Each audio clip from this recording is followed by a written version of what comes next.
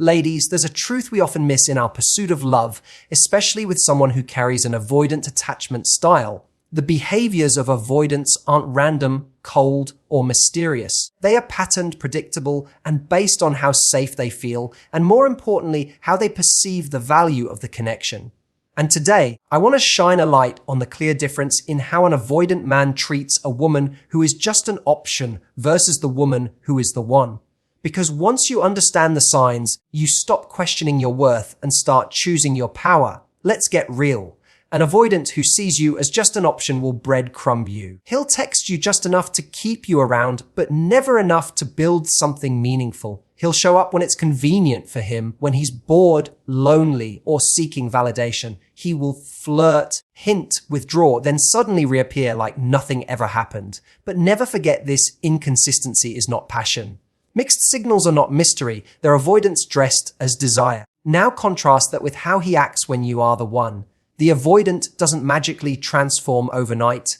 He's still wired for distance, but he fights his own nature to stay present. He may struggle with vulnerability, but he shows up. He may hesitate, but he doesn't vanish. Why? Because he fears losing you more than he fears intimacy. That's the shift. That's when you're no longer an option.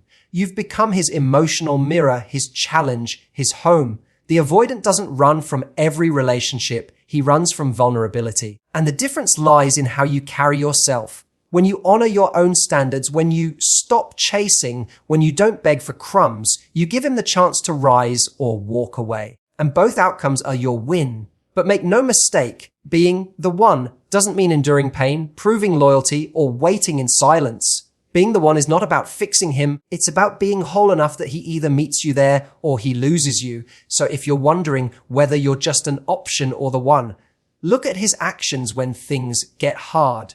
Does he lean in or does he lean out?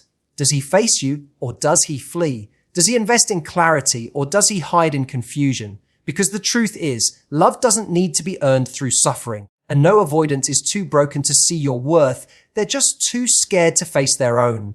When you're just an option to an avoidant, everything feels almost right, but never fully right. There's a surface level connection that seems promising at first glance, but it never dives deep. He texts you just enough to stay on your mind, compliments you just enough to make you hope, and makes plans just enough to prevent you from walking away. But he never fully shows up. His communication is inconsistent, unpredictable, and vague. One day he's warm and charming, saying all the right things. The next, he's cold or distant, giving you the silent treatment or going missing for days. This inconsistency is not random, it's a strategy even if unconscious. It's how an avoidant keeps you emotionally hooked while avoiding the risk of true intimacy. You're left confused, replaying conversations, wondering if you said something wrong, doubting yourself, and trying to figure out what changed. But nothing really changed. He never intended to build something real in the first place. You were a comfort, a distraction, a maybe. And that's the brutal truth about being someone's option. You're good enough to flirt with, to talk to when he's lonely, to call after a few drinks, but not good enough to prioritize, to commit to, or to invest in emotionally. The breadcrumbing behavior isn't just frustrating, it's toxic. It conditions you to accept less, to mistake small gestures for real love. That thinking of you text at midnight, that random like on your Instagram story, that unexpected call just when you were about to give up. It's all part of the cycle. You get just enough to stay hopeful, but never enough to feel secure.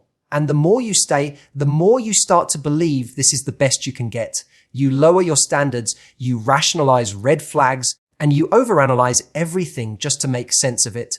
What makes it worse is that avoidants are often charming. They know how to say things that sound meaningful. They know how to mirror your emotions just enough to make you feel seen. But when it comes to consistency, when it's time to truly show up, they disappear, or worse, they get defensive. They might blame you for pressuring them, for moving too fast, or for being too emotional. But all you're doing is asking for clarity, for honesty, for effort. Things that should be basic in any relationship. Yet, when you're just an option, even asking for the bare minimum feels like asking for too much. In this dynamic, your self-worth begins to erode. You find yourself making excuses for his behavior. He's just busy. He's been hurt before. He's under a lot of stress. But deep down, you feel it. The energy is not mutual. The effort is not balanced. And the love you're building exists more in your imagination than in reality. You keep waiting for him to realize what he has in front of him. But people don't wake up one day and suddenly value what they've consistently taken for granted. Especially not avoidants who benefit from keeping you in limbo. What you have to understand is that breadcrumbing is not confusion. It's a decision. It's not that he doesn't know what he wants. It's that he doesn't want to lose access to you while keeping his emotional freedom. He's not indecisive. He's comfortable. You give him the benefits of connection without requiring the responsibilities of commitment. And until you remove yourself from that equation, he has no reason to change. So when you find yourself being strung along, left guessing, constantly wondering where you stand, it's not your fault. But it is your responsibility to recognize the pattern, to acknowledge the truth, and to remember that being someone's option will never feel the same as being someone's choice. When an avoidant sees a woman as the one, something inside him begins to shift. Even if he doesn't fully understand it, his wiring doesn't suddenly change overnight. He's still cautious, still fears emotional exposure, still wants space, but he begins to make choices that contradict his typical avoidant tendencies. He starts fighting against his own impulses. Not because he's suddenly fearless, but because he's afraid of losing someone who makes him feel something real. That fear becomes stronger than the fear of closeness. He may not be great with words, but his actions start to speak. He begins to show up even when it's uncomfortable. He pushes through awkwardness rather than withdrawing into silence. He apologizes when he knows he's wrong, even if it takes him time. He listens when you express your needs instead of immediately defending himself or shutting down. These small moments are not accidental. They're the visible signs of an internal battle being fought between his old habits and this new, deeper connection he doesn't want to lose. The avoidant doesn't suddenly become emotionally fluent, but when you're not just an option, when you're someone he sees as rare, irreplaceable, real, he makes room for your presence in his life. He begins to create space, not just take it. He may still retreat now and then, but he returns quicker. His disappearances become shorter, and his reappearances are no longer selfish. They come with growth, with reflection, with effort. That effort, no matter how small, is evidence that he's taking emotional risks.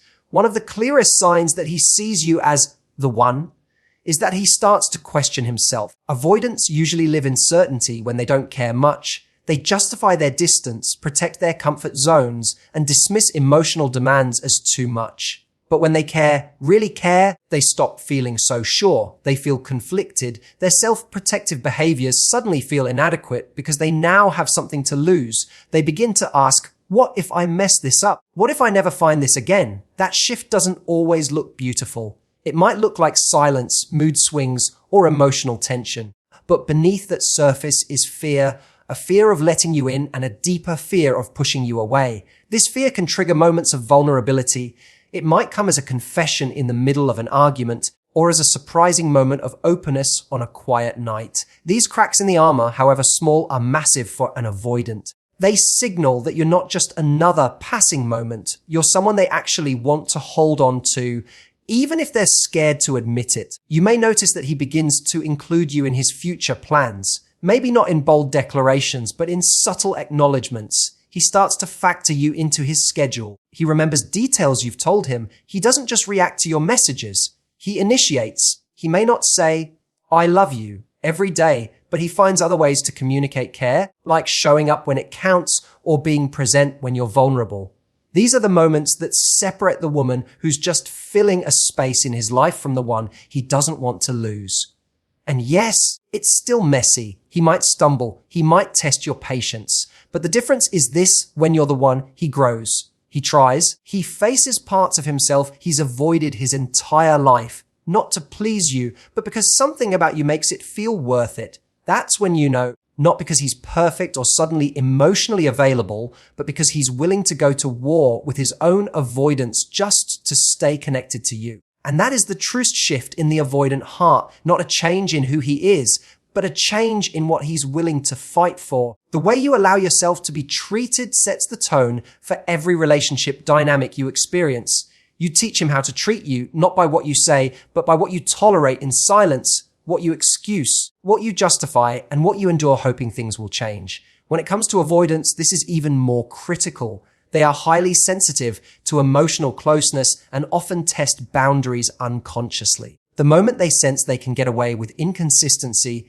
emotional neglect, or half-hearted effort without consequence, they will continue to operate from that space. Not because they're evil or manipulative, but because it reinforces their internal belief that love is risky and they must stay in control. Many women in relationships with avoidant men find themselves in a quiet battle, trying to prove their value, earn affection, or wait patiently for change while ignoring their own unmet needs. You might think that being understanding, patient, or endlessly forgiving will melt his walls. But what actually happens is that it teaches him there's no urgency to grow. That even at his worst, you'll still be there, that he can vanish for days, emotionally withdraw during conflict, or dismiss your emotional needs, and you will adapt, rationalize, or worse, blame yourself. The problem isn't just his behavior, it's the system that's created when your self-worth is tied to how much you can tolerate.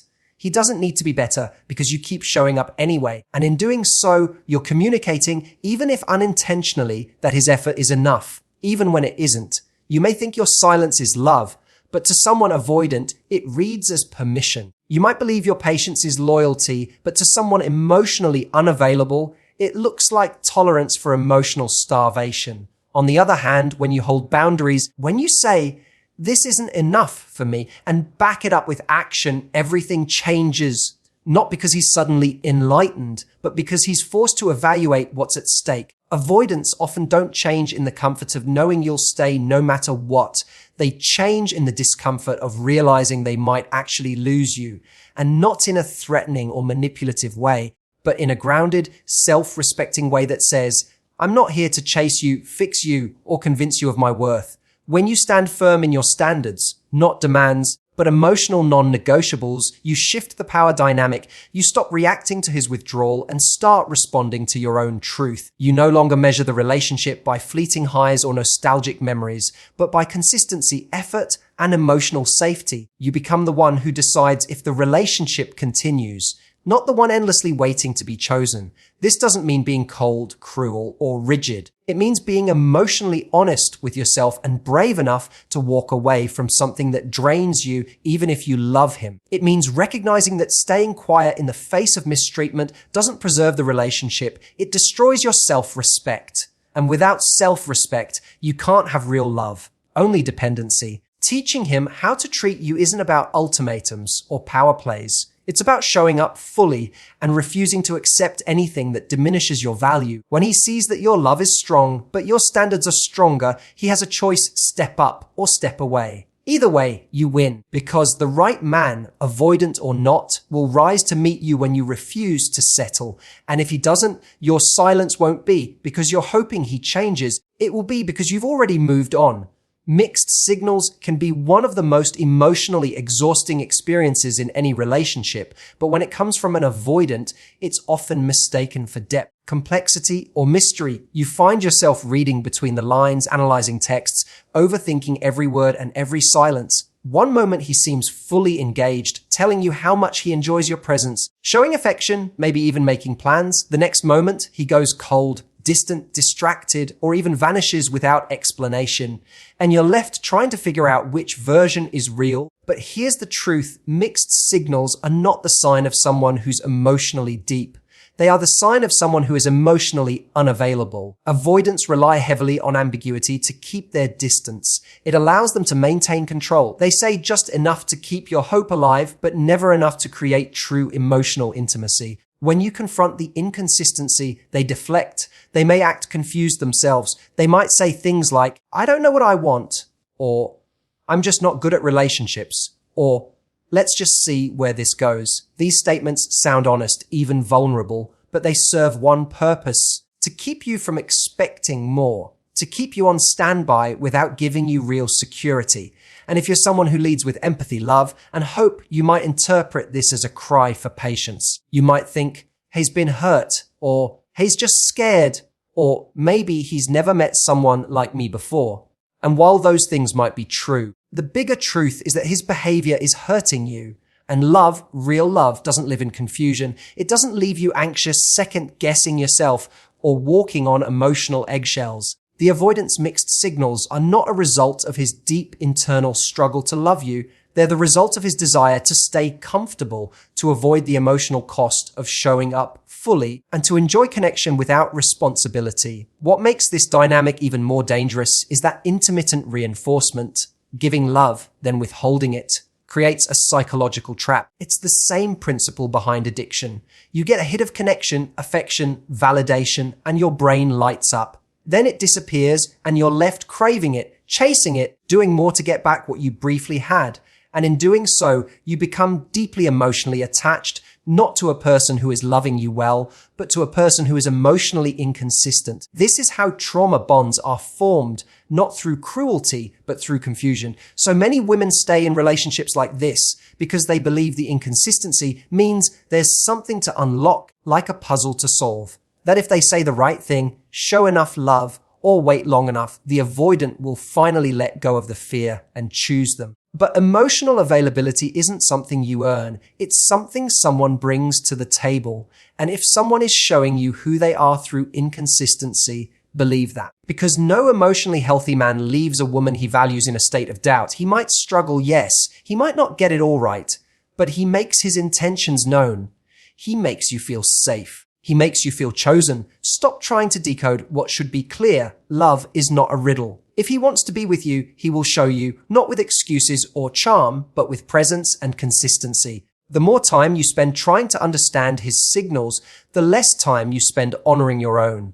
And at the end of the day, the most powerful clarity doesn't come from figuring him out. It comes from realizing you don't have to. When an avoidant sees a woman as the one, his behavior shifts from reactive to intentional. He no longer acts out of convenience, emotion, or habit. He begins to make conscious choices, and that distinction is everything.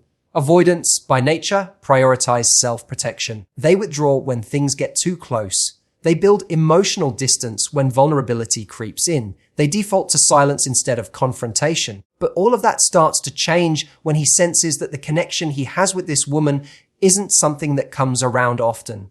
She isn't replaceable. She isn't a placeholder. She matters. And that realization forces him to move differently. With a woman who is just an option, his engagement is sporadic. He reaches out when he feels like it, not when she needs it. He responds when it's easy, not when it's necessary. He might cancel plans, delay conversations, disappear when it's uncomfortable, and resurface only when things have cooled down. His efforts are shallow, reactive, and selfishly timed. There is no weight to his presence because emotionally he isn't truly there. She fits into his life when convenient, but she's not part of any long-term vision. She fills a gap, not a purpose.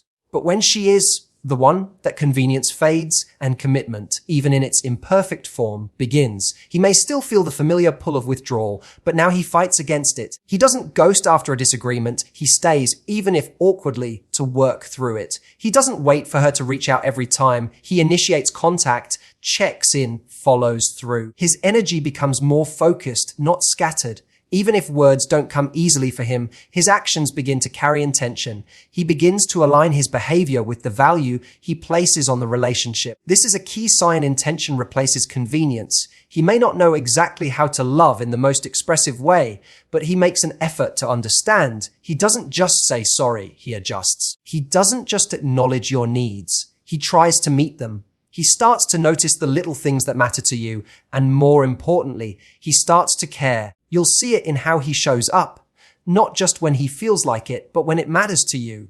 That shift, that presence, is the evidence that you're no longer someone he keeps around to avoid loneliness, but someone he's willing to grow for. Even the way he handles space changes. Avoidants need space. It's part of how they self-regulate. But when you're the one, he doesn't weaponize distance. He doesn't go silent as punishment or use time apart to escape responsibility. He uses it to reflect, reset, and return, more centered, more connected. And when he returns, he doesn't pretend nothing happened. He acknowledges, he explains. He wants to reconnect rather than reset the emotional clock to zero. These are subtle but significant signs of a man who isn't just running on default behavior anymore. You may still see him struggle with vulnerability or openness, but now there's effort behind it. He might fumble his words, hesitate to share feelings, or appear guarded, but he pushes through it. Not because it's easy, but because you're worth it to him. You've become someone who challenges his beliefs about love and connection. You're not asking him to be someone he's not. You're inviting him to be someone better. And when you're the one, he accepts that invitation, even if he's scared. That's the beauty of real transformation. It's not about perfection. It's about the willingness to grow. Avoidants don't become emotionally fluent overnight, but they begin to move with purpose when they realize the cost of not evolving is losing someone who finally made them want to. Effort, consistency, presence, these things don't happen by accident. They are choices. And when he makes them, not just when it's easy, but especially when it's hard, that's how you know you're not just an option, you're the one. So if you've ever questioned whether you're just an option or truly the one to someone with an avoidant attachment style, stop analyzing their words and start observing their behavior. The difference is in the effort. The difference is in the intention. When you're just an option, you'll constantly feel uncertain, confused, and emotionally exhausted. But when you are the one, even an avoidant will step into discomfort, challenge their own patterns, and show you, through action, that you matter more than their fear. Love doesn't always show up the way we expect it to, especially when it's filtered through wounds and walls. But real love, even from someone afraid of closeness, will always find a way to reach you if the connection is truly valued. And while you cannot change someone's attachment style, you can absolutely decide what you're available for. You can choose to stop tolerating emotional ambiguity. You can choose to walk away from inconsistency. And you can choose to stand so firmly in your self-worth that only someone willing to meet you there gets a seat at your table. Never forget you are not here to convince someone to choose you. You are here to be the one, and let those who can't meet you watch you walk away. Thank you for listening. Take care of your heart, stay rooted in your value, and never settle for being an option when you were born to be the one. Goodbye, and thank you.